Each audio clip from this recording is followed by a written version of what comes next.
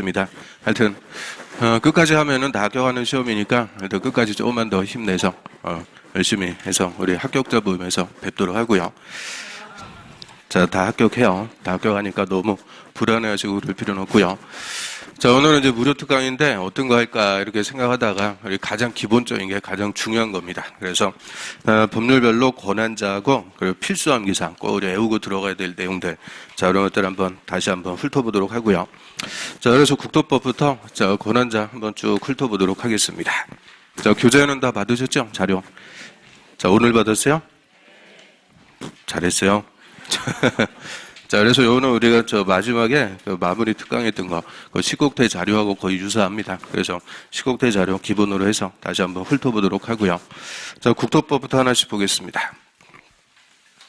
자, 우리 국토법에서 토지계획들, 자, 광역도시계획, 도시군 기본계획, 도시군 관리계획, 계획 파트에서 꼬박꼬박 한 문제씩 출제가 되고 있고요. 자, 하나씩 따져봅니다. 자, 광역도시계획.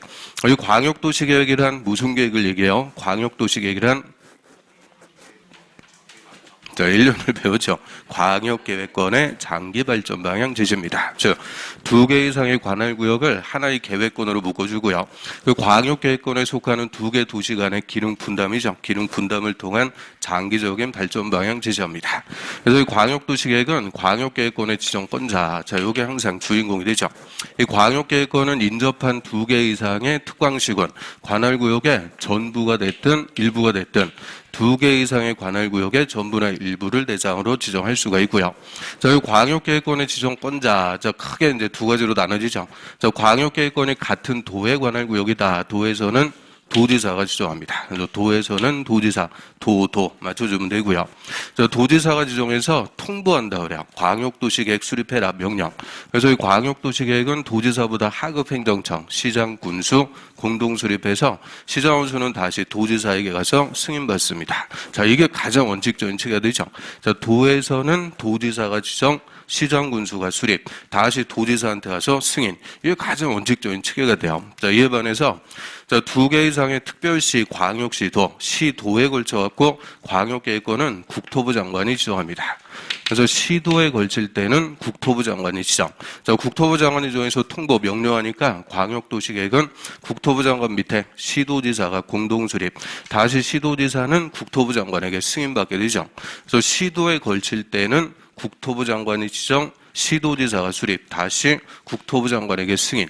이게 가장 원칙적인 체계가 돼요. 일단 이 원칙을 알아야 여기에 대한 예외들을 우리가 따져볼 수가 있으니까 이제 원칙 확실하게 정리하죠. 도에서는 도지사가 지정, 시장군수가 수립, 다시 도지사한테 승인. 시도에 걸칠 때는 국토부 장관이 지정, 시도지사가 수립, 다시 국토부 장관에게 승인받습니다.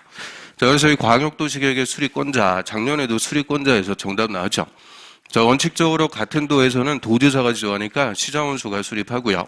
그리고 시도에 걸칠 때는 국토부 장관이 지정하니까 시도지사가 수립. 그리고 시장군수나 시도지사가 공동 수립하는데 이 공동 수립에 협의가 안 돼요. 협의가 안 될 때는 그 지정권자, 도지사나 국토부 장관에게 조정해달라고 신청할 수가 있고요. 그래서 이 광역도시계획의 특이한 절차가 조정 신청입니다. 그래서 공동 수립에 협의가 안 될 때는 조정해달라고 이 지정권자에게 신청할 수가 있고요. 그러면 시장군수는 공동 수립에 협의가 안 된다. 누구한테? 도지사. 시도지사는 공동 수립에 협의가 안 되더라. 이때는 국토부 장관에게 조정해달라고 신청할 수가 있고요. 자, 이런 조정 신청은 2개입니다. 단독 신청이 있고 공동 신청이 있어요. 이 중에서 단독으로 조정을 신청했다. 자, 단독으로 신청했다. 이 말의 의미는 일방적으로 신청했다. 그죠? 일방 신청일 때는 다시 도지사나 국토부 장관이 재협의, 기간을 정해서 다시 협의해보세요. 권고를 할 수가 있고요. 자, 요거를 공동으로 조정 신청했을 때 재협의 권고할 수 있다. 그러면 틀리게 되죠. 단독 신청일 때 재협의 권고라는 것을 할 수가 있게 됩니다. 자, 그래서 원칙적인 수립권자는 시장군수 또는 시도지사. 그 다음에 예외적인 수립권자. 자, 예외적으로 도지사 또는 국토부 장관. 자, 우리 도지사하고 국토부 장관이 누구였어요? 지정권자. 이 지정권자가 광역도시계획을 수립할 수 있는 경우가 각각 2가지씩 있고요. 자, 먼저 도지사가 광역도시계획 직접 수립할 수 있는 경우 2가지죠. 시장운수가 협의해서 요청했을 때, 시장운수가 우리끼리 안 되니까 그냥 협의해서 해달라고, 수립해달라고 요청하면 도지사가 직접 수립할 수가 있고요. 그 다음에 광역계획권 지정하고 3년이 지날 때까지 시장군수의 승인 신청이 없다.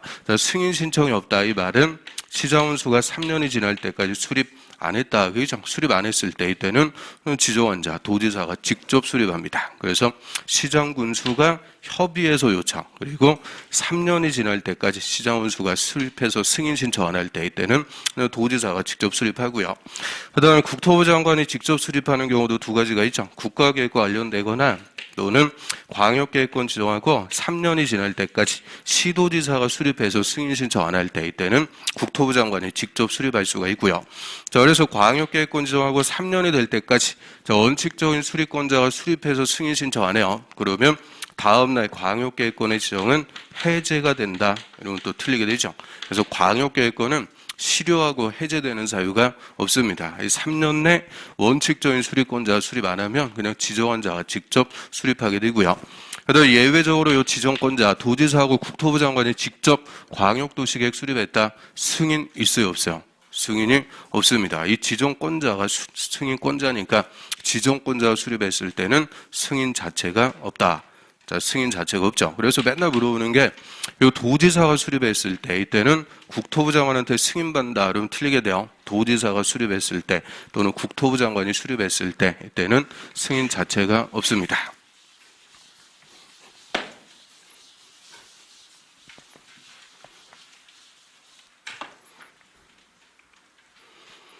그 다음에 공동으로 수립할 수도 있죠. 시장원수가 요청하면은 시장원수하고 도지사하고 같이 공동 수립도 할 수가 있고요.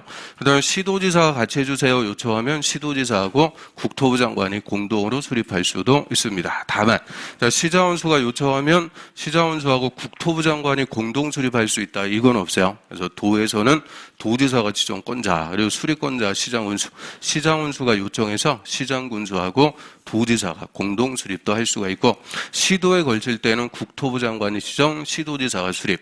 근데 시도지사가 요청하면 시도지사하고 국토부 장관이 공동 수립도 다 가능합니다. 그다음에 광역도시계획의 승인권자 이꼴 광역계획권의 지정권자다. 이렇게 정리하면 되죠. 그래서 이 광역계획권을 지정한 자에게 가서 광역도시계획 승인받습니다. 그래서 시장원수가 수립했을 때는 도지사한테 와서 승인. 자, 이것도 앞에다 시도지사의 승인 또 이러면 틀려요. 시도지사 아니고 그냥 도지사한테 승인. 그다음 시도지사가 수립했을 때는 국토부 장관에게 승인받습니다. 그래서 도지사 또는 국토부 장관이 광역계획권의 지정권자가 이꼴 승인권자가 되고요. 그러면 광역도시계획 수립할 때 기준, 자, 수립 계획별로 수립권자는 다 달라도 기준은 항상 국토부 장관이 정해주게 되죠. 그래서 우리 국토법에서 광역도시계획, 도시군 기본계획, 도시군 관리계획, 그리고 지구단위계획까지 계획의 수립 기준은 국토부 장관. 그다음에 개발법에서는 개발계획, 정비법에서는 정비기본계획과 정비계획, 주택법에서 리모델링 기본계획까지. 자, 계획별로 수립권자는 다 다르지만 기준은 국토부 장관이 정합니다. 자, 이거 국토부령으로 정한다 그러면 또 틀린다 그랬어요. 자, 국토교통부령, 국토부령하고 국토부 장관하고는 다른 거죠. 그래서 국토부령으로 정한다 그러면 틀려요. 국토부 장관이 정해주게 되고요. 자, 우리 공법 통틀어 갖고 이 기준을 국토부령으로 정하는 게 딱 두 개가 있습니다. 국토부령. 자, 도시군 계획 시설. 이 도시군 계획설의 결정 구조 설치의 기준, 도시군 계획 시설, 또 환지 계획. 그래서 환지 계획의 작성 기준. 이 두 개만 기준을 국토부령으로 정하도록 하고요. 나머지는 기준을 정한다. 그러면 다 국토부 장관이 정해주게 됩니다.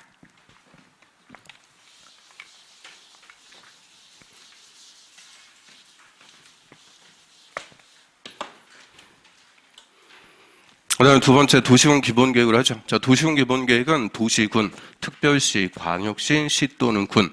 자, 특광시군 관할구역에 이 기본자 붙으면 다 발전 방향 뜻입니다. 장기적인 발전 방향. 그래서 특광시군 관할구역 단위로 지역의 특성, 산과 강, 이 지역의 특성을 고려해서 생활권을 설정. 그래서 생활권에 맞게 토지를 이용하고 개발시켜 나가자. 장기적인 발전 방향 제시하고요. 자, 도시군 기본계획은 키워드가 생활권이요. 이 생활권을 구체적으로 도시구로 용도지역으로 지정하거나 도시군 계획설로 결정해서 집행해 나가는 것은 도시군 관리계획으로 하게 되죠. 그래서 이 도시군 기본계획은 도시군 관리계획 수립의 지침이다 이렇게 표현하고요. 특광시군 관할구역 단위로 장기발전방이니까 그대로 누가 수립하는 거냐? 특별시의 발전 방향은 특별시장, 광역시의 발전 방향은 광역시장, 특별자치시장하고 특별자치도지사는 생략하고요.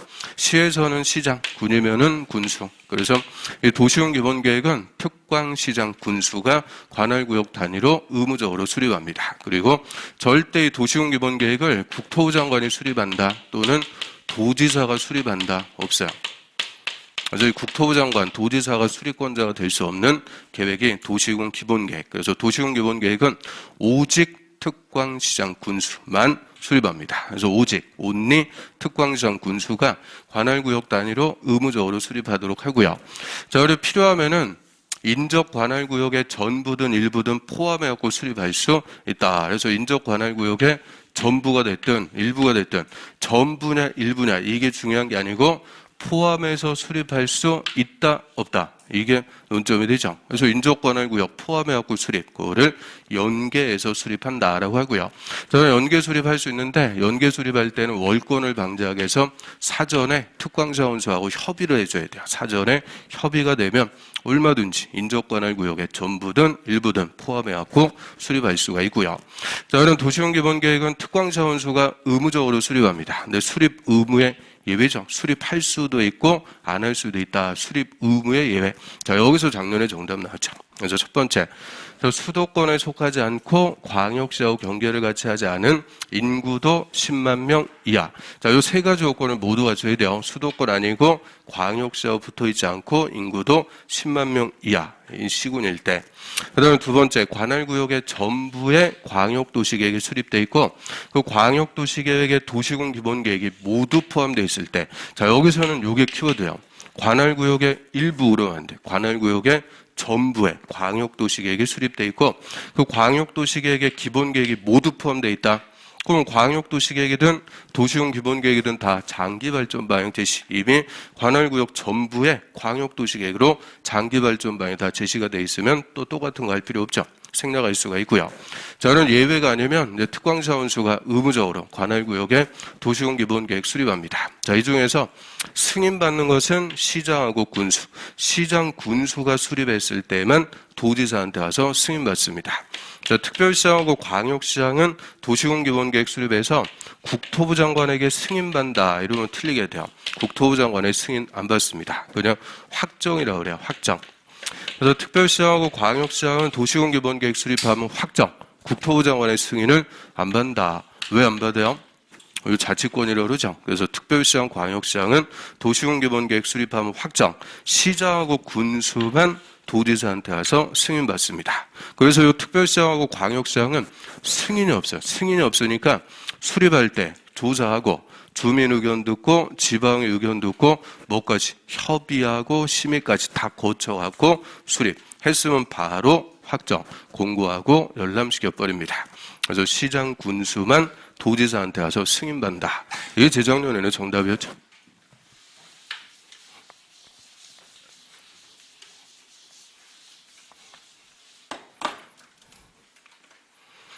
그다음에 도시군 관리계획 보겠습니다. 이 계획 쪽에서는 가장 중요한 계획이 도시군 관리계획이 되고요.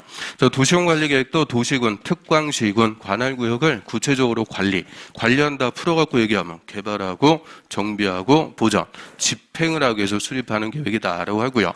집행 관련해서 이 도시군 관리계획만 우리한테 효과가 발생하는 구속적 행정계획이다라고 하죠. 즉 쟁송의 대상이 됩니다.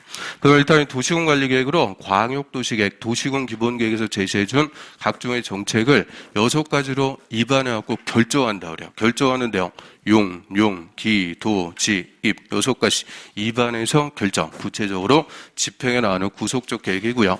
그래서 이 도시군 관리계획만 수립이 아니고 입안한다 그래요. 도시군 관리계획 입안, 용, 기, 도, 지, 입 6가지 누가 입안할 거냐? 도시군, 특광시 군이니까 그대로 도시군 관리계획도 특별시장, 광역시장, 시장, 군수. 자, 이런 특광시원수가 관할구역의 도시군관리계획 원칙적으로 의무적으로 위반합니다. 그리고 자, 인접 관할구역의 전부든 일부든 포함해갖고 위반, 그거를 연계 위반. 도시군 기본계획이 연계 수립돼 있을 때는 도시군관리계획도 연계해서 위반할 수가 있고요. 자, 그럼 연계해서 위반할 때는 관계 특광사원수가 협의해서 위반할 자를 지정 또는 공동으로 위반할 수 있습니다. 그래서 연계 위반할 때는 협의해서 위반할 자를 지정하거나 공동으로 위반할 수가 있다. 공동 위반도 가능하죠. 그런데 이 연계 위반에 협의가 안 돼요. 협의가 안 될 때는 상급행정청이 위반할 자를 구체적으로 지정을 해주게 돼요. 우리 도에서는 도지사가, 시도에 걸칠 때는 국토부 장관이 누가 위반해라, 위반할 자를 구체적으로 지정을 합니다. 그다음에 예외적으로 국토부 장관, 도지사, 자, 요 다 필요하면은 위반할 수가 있고요. 자, 국토부 장관은 두 가지, 국가계획과 관련됐을 때, 그리고 2개 이상의 시, 도에 걸치는 사업. 자, 시도에 걸쳐갖고 하는 사업을 우리가 국책사업이다라고 하고요. 이런 국책사업 같은 경우에는 국토부 장관이 한 방에 위반할 수가 있죠. 그다음에 도지사는 2개 이상의 시, 군에 걸쳐갖고 도지사 하는 사업, 광역사업이다라고 하고요. 이런 광역사업과 관련해서는 도지사가 한 방에 위반할 수가 있죠. 자, 이것도 시, 군에 걸칠 때는 도지사, 시, 도에 걸칠 때는 국토부 장관. 이거 헷갈리면 안 되고요. 자, 그래서 국토부 장관, 도지사도 필요하면 위반할 수 있다. 이게 기본계획하고 차이점이 되죠. 좀 전에 도시군 기본계획은 오직 특광시장 군수만 수립, 절대 국토부 장관, 도지사 수립할 수 없다라고 했는데 도시군관리계획은 특광시험수가 원칙인데 필요하면 국토부 장관, 도지사 다 위반할 수가 있고요. 그럼 특광시험수가 원칙, 국토부 장관, 도지사 예외. 이자들 합쳐갖고 누구냐? 행정청이라고 그러죠. 국가하고 지자체. 그래서 도시군관리계획은 행정청만 위반할 수 있다. 맞아요. 행정계획이니까 행정청만 위반할 수 있고요. 주민 같은 비행정청은 절대 도시군관리계획 위반할 수 없습니다. 주민도 일정한 도시군관리계획 위반할 수 있다. 그럼 틀려요. 주민은 위반을 제한, 위반권자에게 위반해 주세요. 제한만 할 수가 있죠. 자, 우리 주민이 위반 제한할 수 있는 사항 4가지 있네요. 기, 지, 구, 입. 기초가 뭐예요? 기반시설. 지자는 지구단위계획. 구자는 또 약해지죠. 용도지구. 그 용도지구 중에서는 산업유통개발진흥지구 그리고 입지규제 최소구역 그 딱 4개만 주민은 위반을 제한할 수가 있고요. 자, 기반설 제한할 때만 5분의 4 이상의 동의. 나머지 제한할 때는 다 3분의 2 이상 동의받아갖고 주민은 위반권자에게 위반을 제한만 할 수가 있고 절대 위반할 수가 없어요. 그 위반권자와 도시군관리계획 위반합니다. 자, 위반할 때 뭐 해야 돼요? 조사부터 해줘야죠. 그래서 인구, 경제, 사회, 문화 전반에 걸쳐갖고 필수적으로 조사합니다. 자, 이 계획 세계가 조사 다 똑같아요. 광역도시계획의 규정을 준용한다 그랬으니까 다 필수적으로 조사. 그래서 조사하는데 이 도시군관리계획부터는 절차를 생략할 수가 있죠. 경미한상일 때, 이때는 기초조사뿐만 아니라 일체 절차를 다 생략할 수 있도록 하고요.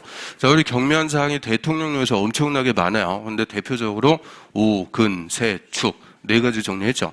오, 근, 세, 축, 특히 축작. 도시지역의 축소입니다. 도시지역 축소에 따른 용도지역 등의 변경. 이런 경미한 사항일 때는 일체 절차 다 생략할 수가 있고요. 자, 경미한 사항이 아닐 때는 조사할 때 3가지가 또 들어와야 돼요. 환경성 검토, 토지적성 평가, 재해, 취약성 분석, 글자 따갖고 환토제 3개를 포함해갖고 조사합니다. 그리고 토제, 요 2개는 기본계획과 같아요. 도시군 기본계획이든 도시군관리계획이든 몇 년 내에 있으면 5년 내에 있으면 또 할 필요는 없다. 생략할 수가 있고요. 그래서 기초조사할 때 환토제 3개 포함하는데 자, 요 기초조사 등을 생략할 수 있는 경우가 있죠. 기초조사, 환토제 생략할 수 있는 사유, 공통사유로서 도심지. 자, 도심지역 하면은 상업지역이죠. 상업지역이거나 또는 개발이 끝나고 나대지가 없을 때, 나대지가 없다. 나대지가 전체 면적의 2% 미달. 이런 나대지가 없다. 이런 경우에는 일체 기초조사 등을 생략할 수가 있고요. 그럼 조사한 다음에 주민의 의견도 있습니다. 자, 여기서 주민의 의견 청취는 공청회 그러면 틀려요. 우리 광역도시계획, 도시군 기본계획, 비구속적 계획은 공청회인데 도시군관리계획 같은 구속적 계획일 때는 공고연락. 자, 줄여갖고 공람이라고 그러죠. 이 공람의 방법으로 직접적으로 주민의 의견 듣고요. 우리 계획 파트에서는 숫자로 보면 다 30일이에요. 그런데 이 공고 열람, 주민의 의견 청취 관련해서만 14일입니다. 그래서 14일 이상 열람시켜주면은 열람 기간 내 의견 있는 주민은 의견서를 작성해서 제출, 직접적으로 공고 열람의 방법으로 주민의 의견 듣고요. 주민의 의견 청취도 경미하면 생략할 수 있어요. 그리고 얘는 하나 더 있죠. 기밀일 때. 국방상, 안보상 기밀을 지킬 필요가 있다. 이때도 주민의 의견 청취는 생략할 수가 있습니다. 자, 여기서 기밀이라고 할 때는 누가 요청하는 것만? 장관, 관계 장관이 요청할 때만 기밀로서 생략할 수가 있죠. 그 다음에 주민의 대표기관 지방의 의견 들어야 돼요. 그러면 주민의 의견을 공고 열람의 방법으로 직접 들었는데 지방의 의견까지 또 들어라. 이거는 중요한 거. 그래서 도시공관리계획 1, 2, 3. 1번 용도 지역, 용도 지구. 2번이 용도 구역. 3번이 기반 시설. 자, 여기서 기반시설은 광역시설도 다 포함해요. 그래서 지역, 지구, 구역과 시설에 관해서 입안할 때 이때만 지방의 의견까지 다 들어갔고 입안합니다. 그래서 조사하고 주민 의견 듣고 지방의 의견 들어갔고 도시공관리계획 입안. 자, 입안은 어디까지나 계획안을 만든 거니까 입안한 것을 결정권자가 결정 이제 사인하고 결정한 것을 고시합니다. 우리한테 효력이 있는 것은 고시해서 알려준다라고 하고요.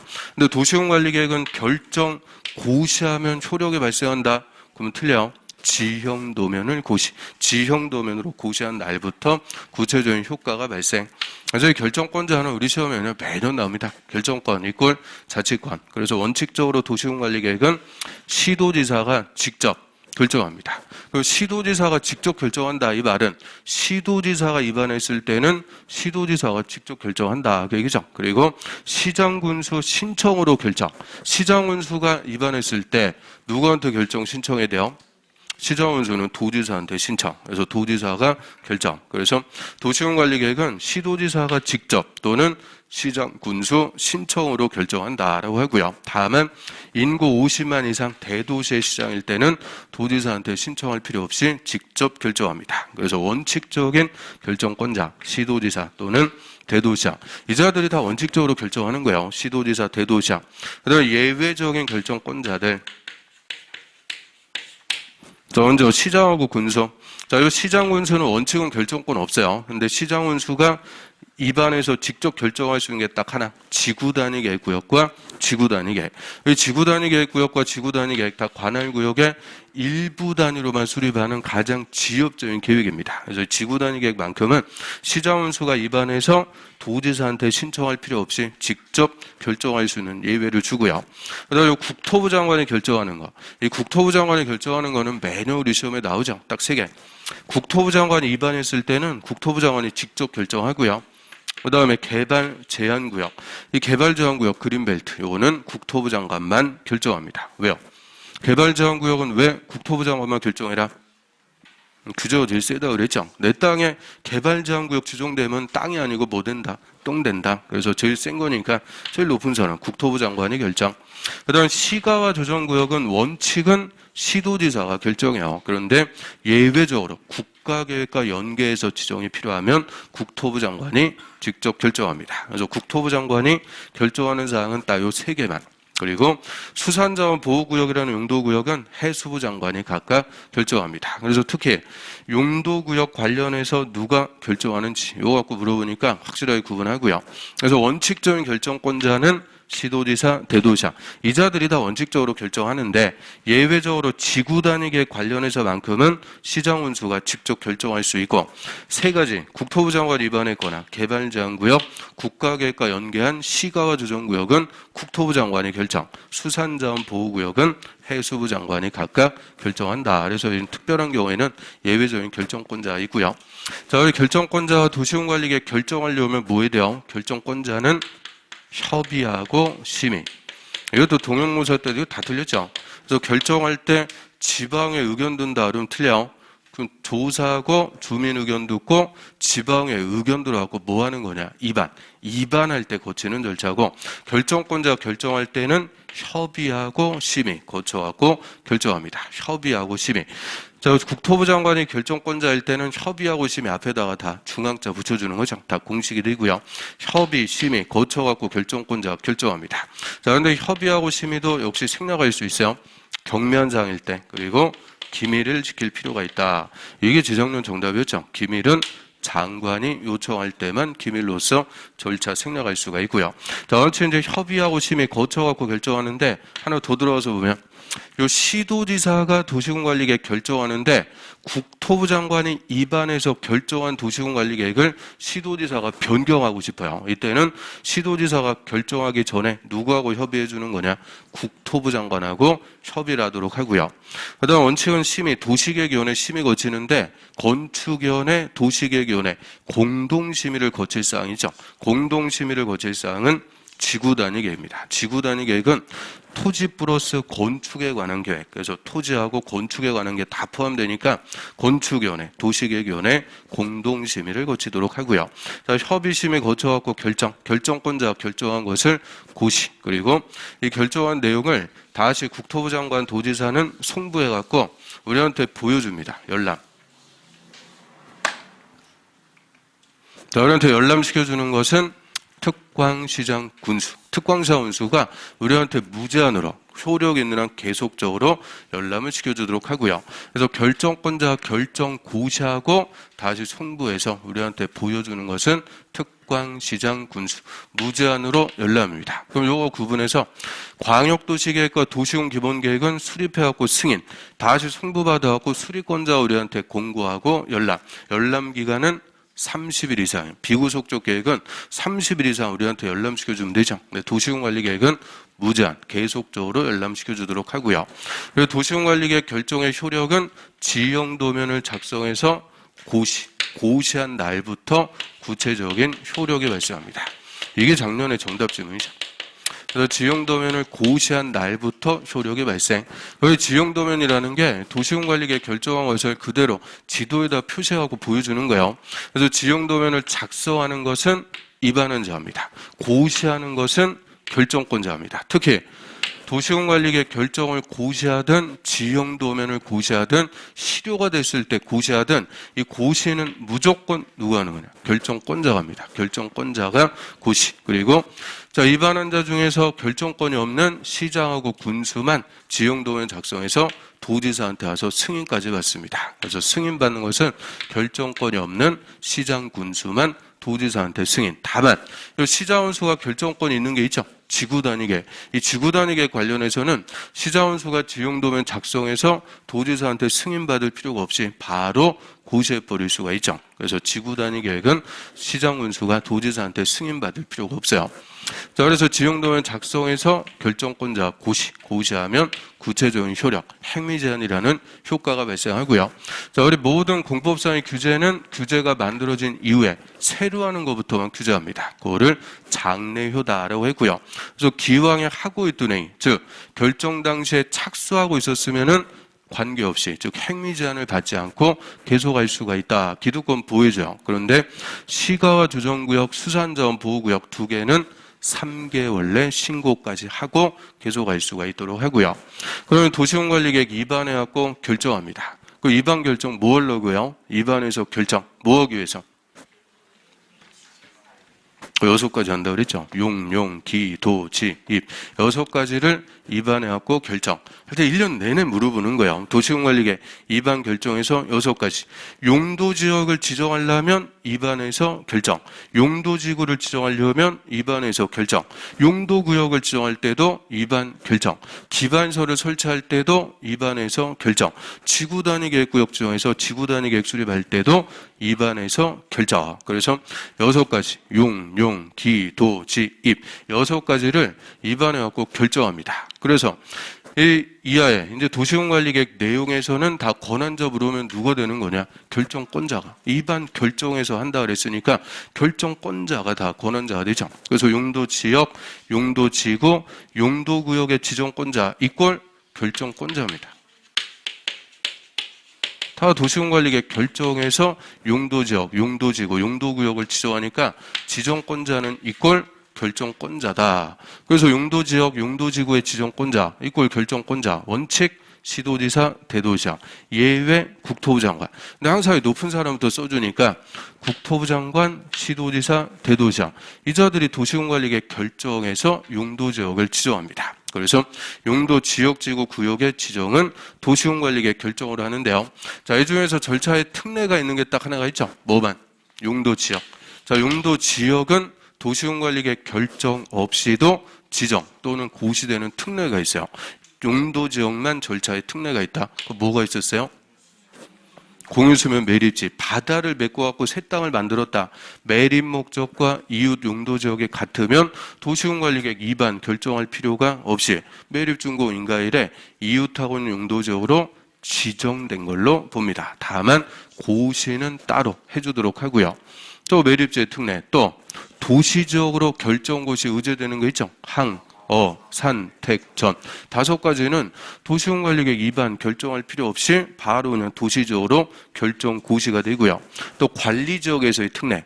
관리지역에서 농지법의 농업진흥지역이 지정이 돼 있어요. 그럼 농림지역으로 그냥 지정되는 거죠. 결정고시. 그리고 관리지역의 산림의 보전산지가 지정돼 있어요. 보전산지는 종류가 2개. 임업용이냐 공익용이냐 2가지가 있으니까 뭐냐 구분해 주는 바에 따라 농림 또는 자연환경 보전적으로 결정 고시가 된다. 즉 용도지역만 도시공관리계획 결정 없이 지정 또는 고시되는 특례가 있고요. 다 원칙은 용도지역이든 용도지구든 용도구역이든 다 도시공관리계획 결정해서 지정합니다. 그래서 지정권자는 이꼴 결정권자. 그리고 특히 용도구역의 지정권자, 이거 결정권자 관련해서 잘 물어봅니다. 자, 개발제한구역은 오직 국토부 장관만 도시공관리계획 결정해서 지정하고요. 그리고 개발제한구역은 지정하는 목적이 뭐였어요? 용도구역은 누가 무슨 목적으로 지정하는지 그게 핵심이죠. 그래서 개발제한구역은 무, 보, 도시의 무질서한 확산 방지 그리고 보안상 도시의 개발을 제한할 필요가 있다. 휴전선 같은데 보안을 위해서 도시가 너무 커지는 것을 제한하겠다 할 때는 국토부 장관이 개발 제한구역을 지정할 수가 있고요. 2번째 도시자연보호구역은 시도지사, 대도시장이 결정해서 지정하고요. 이 도시자연보호구역은 국토부 장관이 지정한다 그러면 틀려요. 국토부 장관은 또 안 되죠. 시도지사, 대도시장이 결정해서 지정합니다. 자, 목적은 도시지역의 식생이 양호한 산지의 개발을 제한, 좋은 산 개발을 제한할 필요가 있다. 용마산 도시자연공원 구역 이런 좋은 산 하나 놓고 비교적 소규모로 지정하니까 시도지사, 대도시장이 도시공관리계획 결정해서 지정하고요. 자, 이 개발제한구역, 도시자연공원구역 2개는 지정권자하고 목적만 국토법에서 규정합니다. 행위제한은 따로 다른 법으로 정하도록 합니다. 개발제한구역은 개특법, 도시자연공원구역은 도시공원법, 도시공원법에서 각각 행위제한 따로 정하고요. 그다음 시가조정구역, 얘가 작년에도 한 문제였죠. 그래서 시가조정구역은 원칙은 시도지사요. 얘는 대도시장은 또 안 돼요. 그냥 시도지사가 도시공관리계획 결정해서 지정. 예외적으로 국가계획과 연계해서 필요할 때는 국토부 장관도 결정해서 지정할 수 있다. 원칙 예외 구분하고요. 자, 시가조정구역은 뭐 하려고 지정해요? 무질서하게 시가지로 난개발되는 것을 유보, 미뤄두겠다, 묶어두는 거죠. 그래서 유보하기 위해서 지정합니다. 그래서 이 시가조정구역은 영구적으로 개발 못하게 하는 게 아니고 한시적으로만 유보, 묶어두기 위해서 지정. 그래서 유보기간이 핵심 5년 이상 20년 이내. 5년 이상 20년 이내에서 이 시가조정구역 지정할 때 몇 년짜리냐 유보기간까지 다 도시공관리계획 결정해서 지정합니다. 그래서 예를 들어갖고 10년 시가조정구역 지정했다. 얘는 몇 년까지만 딱 묶어두는 거예요. 10년까지만 딱 유보 묶어두는 거고 유보기간이 끝나면 다음날 자동적으로 실효가 됩니다. 그래서 한시적으로 지정하는 것이 시가와 조정구역이고요.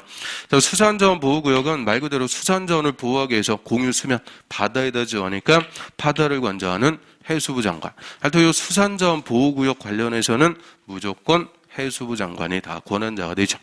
그다음 입지규제 최소구역은 도시공관리계획 결정권자가 다 지정할 수가 있습니다. 그럼 결정권자 원칙 시도지사, 대도시장, 예외 국토부 장관. 그래서 국토부 장관, 시도지사, 대도시장이 입지규제 최소구역을 지정할 수가 있는데요. 그 입지규제 최소구역은 뭐 하려고 지정할까요? 자, 입지 규제, 건축 규제를 최소 다 풀어준다. 규제를 다 풀어갖고 도시 정비, 재개발을 촉진. 도시 정비를 촉진하거나 또는 지역 거점을 육성해서 개발, 즉 정비, 재개발을 촉진하기 위해서 지정하는 것이 입지규제 최소구역입니다. 그래서 입지규제 최소구역의 지정 대상, 트리플 역세권 반경 1km 이내 청량역사 주변 집중적으로 재개발하기 위해서, 또 노후불량 건물이 밀집한 주거지역이나 공업지역이죠. 주거지역, 공업지역에서 정비가 시급한 것. 그런데 정비를 촉진, 즉 재개발 촉진하기 위해서 지정할 수가 있고요. 자, 그럼 입지규제 최소구역의 행위 제한은 따로 입지규제 최소구역 계획, 입지규제 최소구역 계획으로 따로 정하도록 합니다.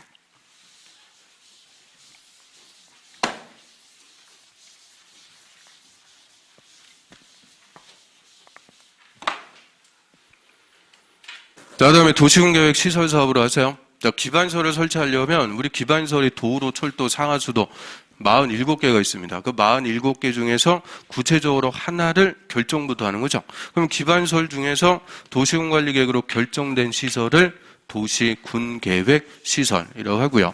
이 결정한 도시군계획서를 설치, 정비, 개량하는 사업을 도시군계획 시설 사업이라고 그러죠. 그래서 이름대로 도시군계획 시설을 설치하는 사업이지 기반시설을 설치하는 사업이다 그러면 틀려. 기반시설을 설치하는 게 아니고 도시군계획 시설을 설치, 정비, 개량합니다. 그리고 이 시설 사업하고 개발 사업하고 정비 사업 세 개 사업을 합쳐갖고 무슨 사업이라고 그래요? 도시군계획 사업이라고 그러죠. 도시군계획 사업, 도시군관리계획을 시행하는 사업이다. 그래서 도시군계획 사업 중에서 이 시설 사업의 절차만 우리 국토법에서 직접 규정합니다. 일단 도시군계획 시설 결정했다. 결정이 있으면은 몇 년도에 사업할 거냐? 단계별 집행계획부터 수립을 합니다. 자, 단계별 집행계획은 시설 사업에서 나오는 계획입니다. 이거 뭐 하려고 수립해요? 단계별 집행계획. 연도별 계획이다라고 했죠. 그래서 제일 중요한 거 돈. 예산을 편성해서 몇 년도에 사업할 거냐? 연도별 집행계획을 단계별 집행계획이라고 하고요. 자, 그런데 단계별 개쓴 이유는 1단계하고 2단계 구분해갖고 수립합니다. 1단계, 2단계 나눠지는 기준은 3년. 3년 내 시행할 사업은 1단계, 3년 후면은 2단계. 1단계, 2단계 단계별로 구분해서 수립하니까 단계별 집행계획이라고 하고요. 자, 그럼 단계별 집행계획도 수립해서 예산 갖고 몇 년도에 사업할지 편성을 하게 되죠. 자, 수립권자는 이꼴 입안한 자입니다. 기반시설을 설치하기 위해서 도시군관리계획을 입안한 자가 결정권자 결정 사인해주면 관할구역 예산 갖고 몇 년도에 사업할지 단계별 집행계획도 수립하고요. 그래서 도시군관리계획 입안자 원칙 특광시장 군수. 특광사 원수가 시설 결정이 있으면은 단계별 집행계획도 수립해줘야 돼요. 이거 몇 개월 내에 수립해야 돼요? 시설 결정이 있으면은 3개월 내 이런 단계별 집행계획을 수립하는 게 원칙입니다. 그런데 예외적으로 국토부 장관 도지사가 입안했을 때는 국토부 장관 도지사가 직접 단계별 집행계획도 수립할 수 있다.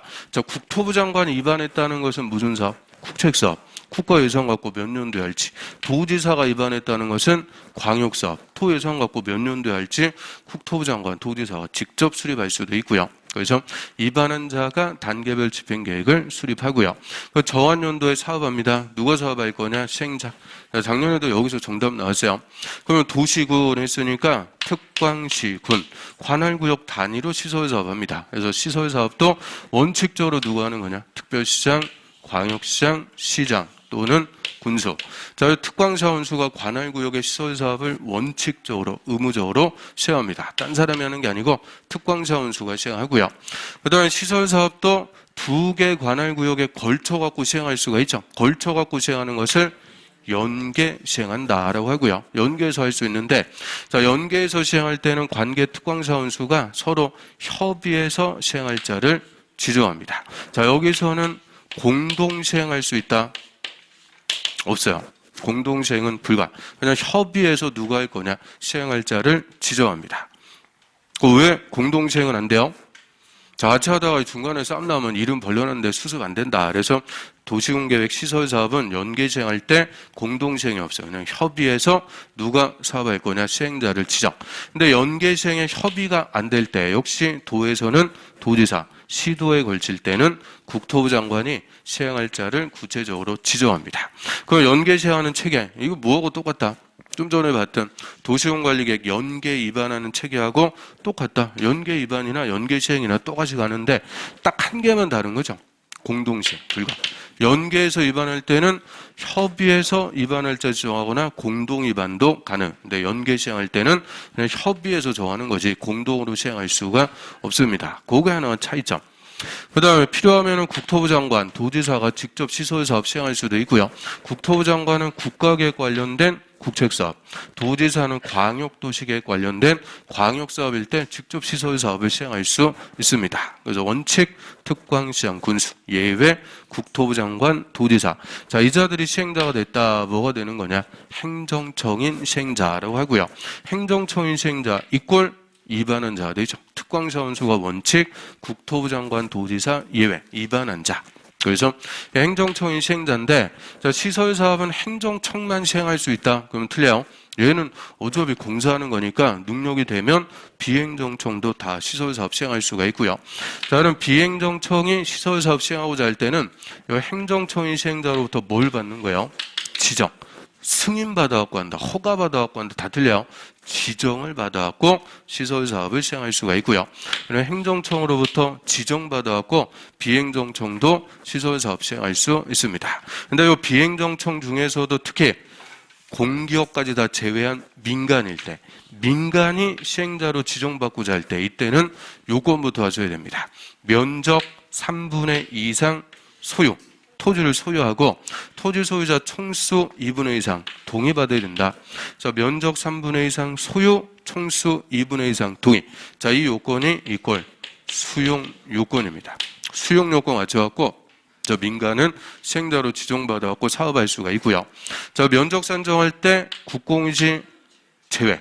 그래서 일반적으로는 동의받거나 이럴 때 국공유지 다 제외요. 근데 국공유지를 포함하는 경우가 딱 두 번 나오는 거죠. 국공유지 포함한다. 환지 방식으로 개발계획 수립, 또 도시개발조합 설립 인가 신청할 때, 그래서 환지 방식으로 개발계획 수립하고 도시개발조합 설립 인가 신청하고 그 딱 두 번만 국공유지를 포함. 나머지는 다 국공유지 제외입니다. 그래서 국공유지 제외하고 면적 3분의 2 이상 소유 총수 2분의 2 이상 동의. 이런 수용 요건 갖춰갖고 민간은 시행자로 지정받을 수가 있고요. 자, 그럼 맨날 물어보는 게 토지주택공사 지정받아야 돼요? 필요 없어요? 토지주택공사도 비행정청 지정받아야죠. 그런데 토지주택공사는 뭐예요? 공공기관. 공기업이죠. 민간은 아니니까 요건을 갖출 필요는 없다. 그래서 토지주택공사는 요건을 갖출 필요 없이 그냥 지정받아갖고 사업할 수 있다. 그게 작년 기출이죠. 그래서 그대로 민간. 자, 민간이라고 할 때는 국가나 지자체 행정청, 그리고 공공기관, 토지주택공사 같은 공기업, 지방공사, SH 같은 지방공사, 이런 국가나 지자체, 공공기관, 지방공사가 아니면은 다 민간이 되는 거죠. 그래서 민간이 시행자 지정받고자 할 때만 요건 갖춰갖고 지정받습니다. 자, 그래서 시행자가 정해졌다. 그럼 시행자가 이제 공사를 하기 위해서 작성하는 계획을 실시계획이라고 하고요.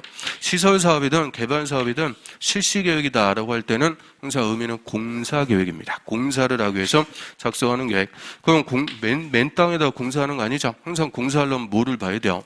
설계도. 그래서 설계도, 자금, 공사 기간, 이런 시행자가 공사를 이렇게 하겠습니다. 작성하는 계획을 우리가 실시계획이다라고 하고요.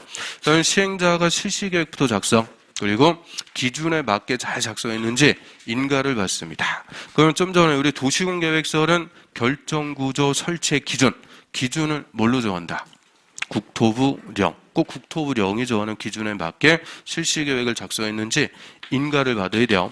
근데 실시계획인가? 원칙은 시도지사, 대도시장. 예외적으로 국토부 장관이 지정한 시행자는 국토부 장관에게 인가. 그걸 원칙 시도지사, 대도시장. 예외 국토부 장관. 이 자들은 또 누가 되는 거냐? 결정권자가 됩니다. 그래서 이 실시계획 인가부터는 권한자가 결정권자로 바뀌어버려요. 그래서 실시계획 인가고시가 나면은 이제 구체적으로 공사에 착수해갖고 우리한테 효과가 발생. 그래서 실시계획 인가고시 이꼴 결정고시입니다. 그래서 실시계획부터는 권한자가 결정권자로 바뀌게 되죠.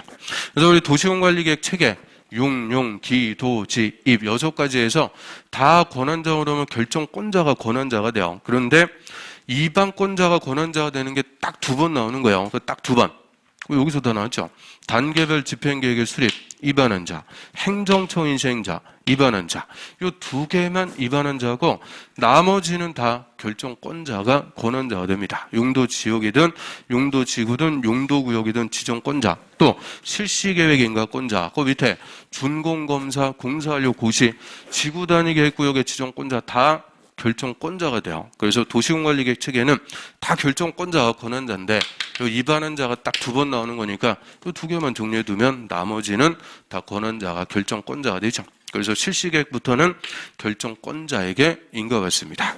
그래서 실시계획 인가고시가 났다. 그러면은 이제 시행자는 공사에 착수, 공사합니다. 이 공사를 효율적으로 하기 위해서 시행자에게 각종의 특권을 부여를 하게 되죠. 그래서 시행자에게 부여해주는 특권, 분할해서 시행할 수 있다. 공사원 나눠갖고 분할 시행할 수도 있고요. 또 관계 서류, 등기부하고 대장 다 시행자는 공짜로 무상으로 열람 등을 할 수가 있고요. 이해관계인에게 서류를 송달해야 되는데 어딘지 알 수가 없어요. 이때는 공시로 송달에 가름, 공시 송달도 할 수 있고 사업에 필요한 토지 등을 수용 사용할 수도 있고 조사 등을 위해서 타인 토지 출입 등을 할 수도 있다. 이런 특권하에 쭉 공사합니다. 그래서 공사해갖고 몇 년 지나갖고 다 끝났어요. 그 공사계획, 실시계획대로 공사했는지 검사, 준공검사 받습니다. 준공검사도 그대로 실시계획대로 공사했는지 검사받는 거니까 실시계획 인가 내준 사람, 시도지사, 대도시장한테 검사받고요. 시도지사, 대도시장이 검사한 결과 실시계획대로 공사가 잘 끝났더라. 그대로 준공검사하고 공사완료, 공고, 사업이 다 끝납니다. 그런데 국토부 장관이 직접 시설 사업을 시행했어요. 국토부 장관이 시도지사, 대도시장한테 검사받을 이유가 없죠. 국토부 장관은 공사가 끝나면 준공검사 없이 바로 공사완료, 공고합니다. 그래서 준공검사는 시도지사, 대도시장한테 와서 받고요. 공사완료, 공고는 국토부 장관, 시도지사, 대도시장이 공사완료 공고. 그럼 여기서 시설사업이 다 끝나게 돼요.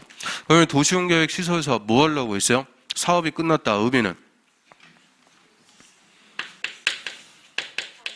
도시공계획설이 설치가 됐다. 그죠? 도시공계획설이 설치. 기반설을 설치하려면 도시공계획설로 결정해서 시설 사업으로 설치. 그래서 사업이 끝났다. 그 말이 도시공계획설이 설치가 됐다. 그래서 설치한 도시공계획설을 이후에는 관리를 해주게 되죠.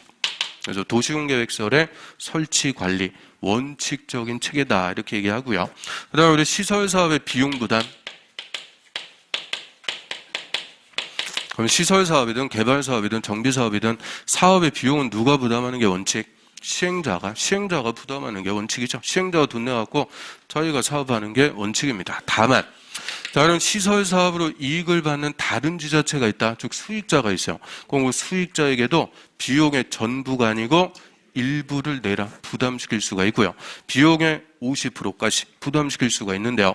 일단 수익자에게 비용을 부담시킬 수 있는 것은 행정청인 시행자일 때만, 행정청인 시행자만 다른 지자체에게 비용의 50%까지 부담시킬 수가 있는데요. 이때 비용 부담의 협의가 안 돼요. 도에서는 도지사가 정해주지만 시도에 걸칠 때는 행정안전부 장관, 행안부 장관이 결정합니다. 그래서 비용 부담에 협의가 안 될 때, 그때만큼은 행안부 장관이 결정해 준다.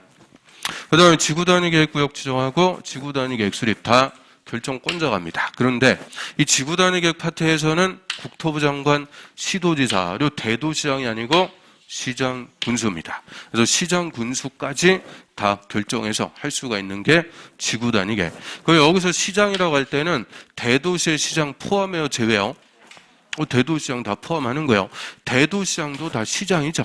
그런데 그냥 시장 군수라고 할 때는 시장의 대도시장이든 일반 시장이든 다 포함이 되는 거예요. 그래서 지구단위계획 파트에서만큼은 대도시장뿐만 아니라 일반 시장도 다 결정해서 다 구역도 정하고 계획도 수립할 수가 있죠. 그다음 이제 후개발 체계에서 개발행위 허가, 이 개발행위 허가부터는 허가권자가 다 주인공이 됩니다. 다 허가권자 하는 거죠. 그걸 개발행위 허가, 우리 국토법에서 허가받는다, 다 특광시장 군수입니다. 특광시장 군수에게 허가. 그럼 국토법에서 허가받는 것도 뭐 있었어요? 개발행위 허가뿐만 아니라 타인 토지 출입의 허가. 타인 토지 출입할 때 며칠 전까지 통지? 7일 전까지 통지. 그리고 비행정청인 시행자만 특광시장 군수 허가까지 받아야죠. 타인 토지의 출입 허가, 특광시장 군수. 또 시가와 조정구역에서 허가. 시가와 조정구역의 행위 제한은 국토법에서 직접 정합니다. 두 가지 체계. 도시군계획사업 아니면 허가받아 갖고 할 수 있는 행위가 딱 열거가 돼 있고요. 시가와 조정구역에서 허가도 특광시장 군수입니다. 그래서 시가와 조정구역에 허가를 받든 타인 토지의 출입 허가를 받든 개발행위 허가를 받든 다 국토법에서 허가권자는 특광시장 군수. 자, 그런데 절대 이 개발행위 허가 안 받는 게 뭐예요? 도시군 계획 사업. 도시군 계획 사업으로 개발행위를 할 때는 1차 허가 안 받아요. 그래서 우리 국토의 개발 체계는 항상 두 개입니다. 도시군 계획 사업 아니면 허가받아갖고 개발할 수 있다. 그래서 도시군 계획 사업에 의하지 않고 자 6가지 개발행위 할 때 허가받습니다. 그 6가지 개발행위 뭐 있어요? 또 개발행위 허가에서는 그 6개가 가장 기본 중에 기본이죠. 건물의 건축, 공작물의 설치, 형질 변경, 토속 채취, 토지 분할, 물건 1개월 이상 쌓아놓는 행위. 그 6가지 행위 하려면 특광시장군수한테 허가부터 받고 하는 거예요. 그리고 자 성장관리계획구역과 성장관리계획, 이게 작년에도 그냥 큰 문제, 요새 계속 나오고 있죠. 그럼 일단 성장관리계획, 얘는 어디서 나오는지가 핵심이다라고 했고요. 이 성장관리계획은 어디서 나와요? 개발행위 허가의 기준. 그래서 허가 기준이 재작년에도 그냥 한 문제. 그 개발행위 허가 신청했을 때 허가권자는 기준에 적합하면 허가 내줍니다. 이 개발행위 허가의 기준 5가지 있죠. 규모가 적합해야 된다. 주상, 자생, 1만, 미만. 그래서 이런 규모가 적합. 그리고 도시군 관리계획, 성장관리계획에 적합. 그리고 도시군 계획 사업에 지정을 주면 안 돼요. 사업에 적합. 그리고 주변의 환경, 경관하고 적합. 기반 시설이 적합. 그래서 5가지. 그래서 절대 허가의 기준이 안 되는 게 자금입니다. 자금 조달 계획은 허가의 기준이 아니다. 그게 재작년의 정답이죠. 그래서 이 허가의 기준에서 나오는 것이 성장관리 계획이 되고요. 그래서 성장관리 계획을 수립하기 위해서 성장관리 계획구역부터 지정을 해요. 성장관리 계획구역과 성장관리 계획 다 누가 하는 거냐? 허가권자. 특광시장 군수가 구역도 지정하고 계획도 수립합니다. 그럼 성장관리 계획구역 얘는 어디다 지정해요? 녹지, 관리, 농림, 자연환경, 보존적. 이게 작년 기출문제죠. 정답. 그래서 녹관농자, 녹지하고 비도시 지역을 대상으로 저 녹지나 비도시의 난개발 방지, 계획적 개발을 유도하기 위해서 별도로 수립하는 계획을 성장관리계획이다라고 하고요. 그래서 이 성장관리계획은 도시군관리계획이다 그러면 틀려요. 얘는 도시군관리계획이 아니고 허가의 기준에서 따로 허가권자가 수립하는 계획입니다. 그러면 성장관리계획구역에서는 무조건 뭐에 맞게 개발? 성장관리계획에 맞게 개발을 해야 된다. 철저하게 계획의 통제하에 개발하도록 함으로써 난개발 방지하고요. 근데 다 왔어요. 그 다음에 개발행위 허가에서 파생되는 제도로서 개발밀도관리구역과 기반시설 부담구역. 기반시설 부담구역도 그냥 매년 나옵니다. 매년 우리 시험에서 출제가 되죠. 그럼 개발밀도관리구역, 기반시설 부담구역 일단 얘들 구역으로 끝난다 그래서 이거 도시군관리계획으로 결정한다 그러면 틀려요. 다 누가? 특광시장 군수, 허가권자가 다 지정하고 계획도 수립합니다. 즉 개발행위 허가 이하부터는 다 허가권자가 권한자가 되고요. 그리고 개발밀도관리구역은 기개발지라고 해요. 이미 개발이 다 끝난 것. 건물 싹 지어갖고 이미 개발이 다 끝났으니까 개발로 인해서 기반시설이 부족해도 기반시설을 설치하기가 뭐한 곳이냐? 곤란. 자, 요게 키워드예요. 이게 재정론 정답. 그래서 기반시설을 설치하기가 곤란한 지역을 대상으로 지정할 수가 있고요. 그럼 기반시설 설치가 곤란하니까 기반시설을 필요로 하는 큰 건물을 못 짓게 하는 거예요. 대형 건물을 억제, 건폐율이나 용적률을 강화 적용하기 위해서 지정하는 구역이 개발밀도 관리구역. 근데 구체적으로는 용적률만 최대 50%까지 강화 적용합니다. 자, 이에 반해서 기반시설 부담구역은 신개발지. 그래서 이 기계발지, 신개발지 서로 정반대이기 때문에 절대 이 두 개를 중복 지정할 수 있다? 틀려요. 그래서 기반시설 부담구역은 개발밀도 관리구역 외의 지역에서 개발로 인해서 기반시설이 뭐한 곳이냐? 필요. 새로 개발하니까 기반시설이 필요한 지역을 대상으로 기반시설을 설치할 의무를 부과하기 위해서 지정하는 구역을 기반시설 부담구역이다라고 하고요. 근데 직접 기반시설 설치하는 게 아니고 기반시설 설치 비용, 돈을 내도록 하는 거죠. 그럼 돈을 내라. 그럼 누가 돈 내는지. 그게 핵심. 누가 돈 내야 돼요? 그 기반시설 부담구역에서 200제곱미터를 초과하는 건물을 신축, 중축하는 자에게 기반시설 설치 비용 부과해서 돈을 내셔. 그럼 200 초과하는 건물 신축, 중축하기 위해서 건축허가 받았어요. 건축허가 받고 2개월 내 납부한다. 들리죠? 그게 정년기출. 2개월 내 부과. 그럼 납부무자는 언제까지 되라? 사용 승인을 신청할 때까지. 건물 짓는 공사 다 끝났고 사용 승인을 신청할 때까지 납부를 해주도록 합니다. 그래서 기반시설 설치 비용 납부하도록 하는 게 기반시설 부담구역이 되죠. 그 다음에 기반시설 부담구역 지정했으면 기반시설 설치 계획 몇 년 내 수립해야 돼요? 1년 내 수립 안 하면 다음날 해제입니다. 그래서 우리 국토법에서 실효나 해제 사유가 6개가 있어요. 시가와 조정구역 유보기간이 끝나면 다음날 실효입니다. 그 다음에 실시계획이 실효되는 거 있죠. 장기 미집행 시행자, 즉 시설 결정 고시 후 10년 후에 실시계획의 인가를 받은 시행자, 즉 장기 미집행 시행자가 실시계획 고시일부터 5년 내 재결 신청 안 하면 다음날 실시계획을 실효시켜갖고 사업을 안 하는 걸로 확정해버립니다. 그 다음에 시설 결정 몇 년 내 사업 안 하면 다음날 실효. 20년 내 사업 안 하면 다음날 실효가 되죠. 또 지구단위 계획구역 지정했어요. 3년 내 지구단위 계획 수립 안 하면 다음날 구역이 실효. 그 다음에 주민이 제안해서 지구단위 계획 결정했어요. 5년 내 사업에 착수 안 하면 다음날 지구단위 계획이 실효. 그리고 이거죠. 기반시설 설치 계획 1년 내 수립 안 하면 다음날 기반시설 부담구역이 해제가 됩니다. 자, 여기까지 뭐 기본적인 것들 싹 한번 훑어봤고요. 자, 좀 쉬었다 이어서 보겠습니다.